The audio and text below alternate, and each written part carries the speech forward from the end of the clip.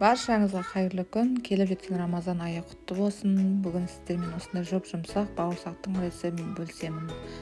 Менімен бірге болыңыздар. Ең әуелі мен мына жерде ыдысыма ыстық сүт және ыстық сүтімнің үстіне суымды және дрож 2 ас қасық қантым салып 10 минутқа қойып аламыз.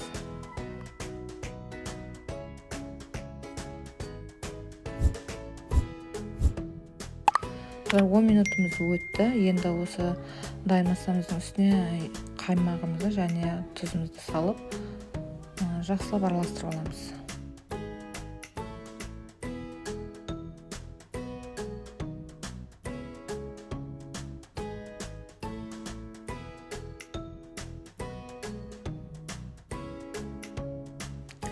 Енді осы массамызды ұнымыздың үстіне құйып, қамыр болғанша илеп аламыз.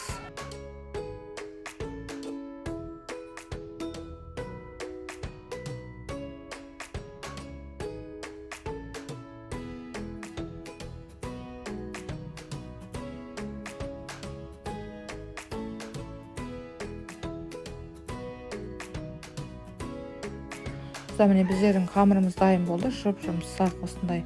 Енді осыны 1 сағатқа демалдырып қоямыз.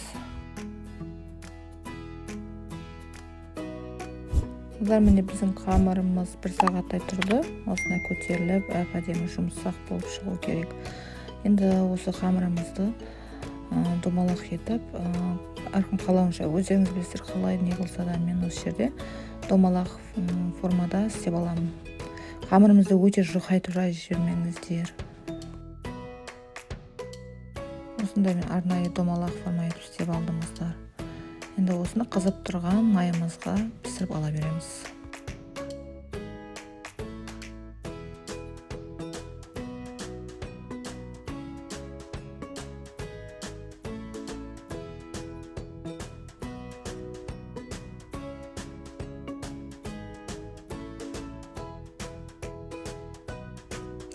Міне қыздар, бізде бауырсақтарымызды осылай етіп пісіріп ала береміз. Әркім қалауынша қалай форма істесеңіздер де, мен осы жерде енді домалақ етіп форма жасап алдым.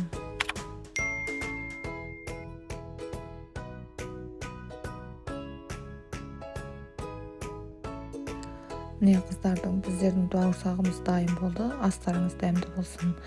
Менің каналыма тіркеліп, лайк басуды ұмытпаңыздар.